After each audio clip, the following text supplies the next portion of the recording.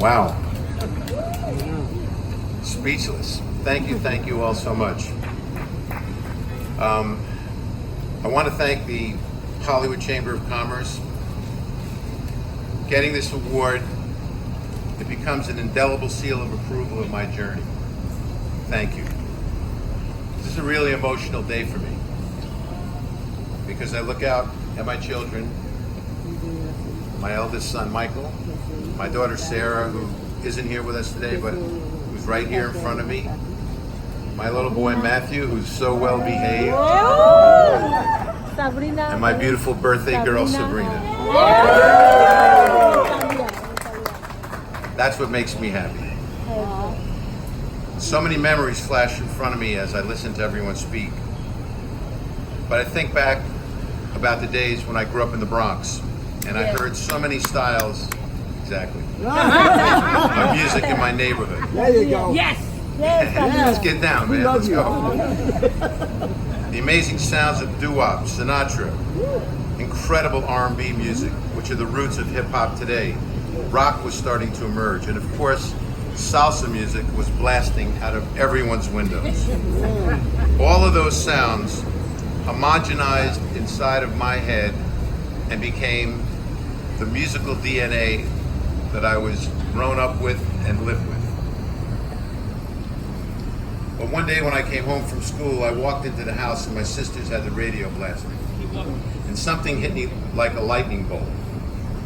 That was Elvis Presley singing "Don't Be Cruel."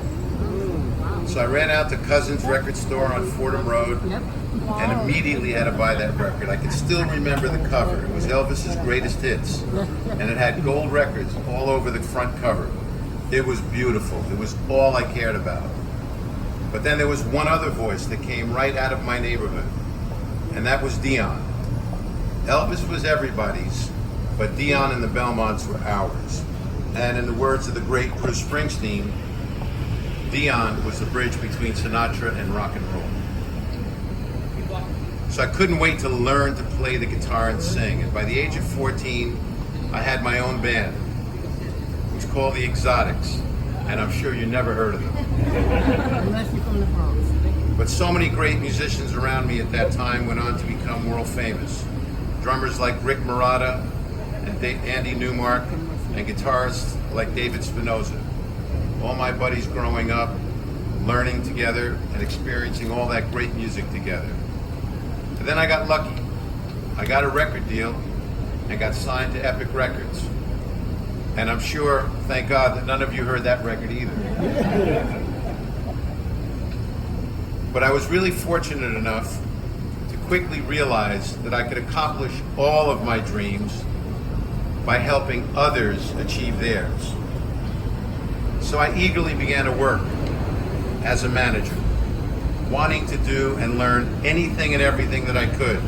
I was like a sponge, soaking up information, making contacts, working 24/7, relentlessly. I go into the studio. I don't want to fight the bridge truck. Go in the studio, make records, going on the road endlessly, booking shows, doing the lighting, even driving the truck if I had to. I really want to thank Daryl Hall and John Oates, who started it all for me, and so many others, like Carly Simon, John Mellencamp, Split Ends, and the Savannah Band, and other giants of our industry like Arif Martin, Ahmet Ertegun, and Mo Austin. Wow. Because all of these great talents gave me all of my early schooling. And I have to thank Walter Yetnikoff, a man running CBS Records, for doing the unthinkable. He gave me, a manager at 39 years old, a chance to become the president of the largest record company in the world. Oh, nice.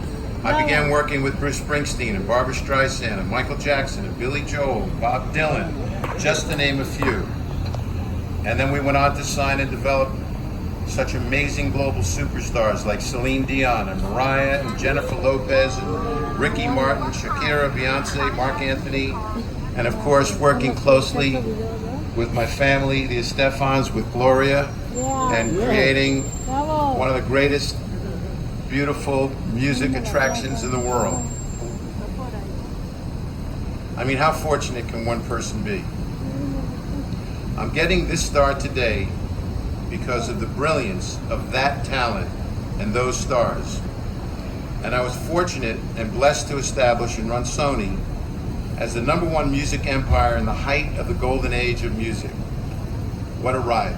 It was incredible. But then the most important thing in my life happened to me at a time just when I was going through my personal darkest period. And I remember my mother always used to say, when one door closes, another door opens. And then God, with a little help from Emilio and Gloria Stefan, dropped an angel from the skies, my beautiful superstar wife, Talia.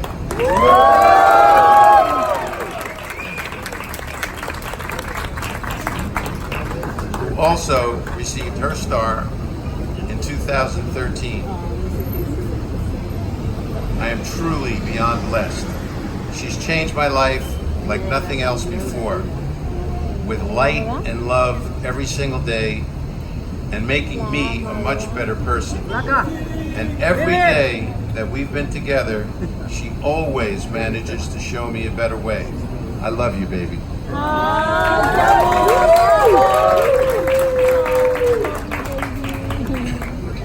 I've also been so fortunate over the last several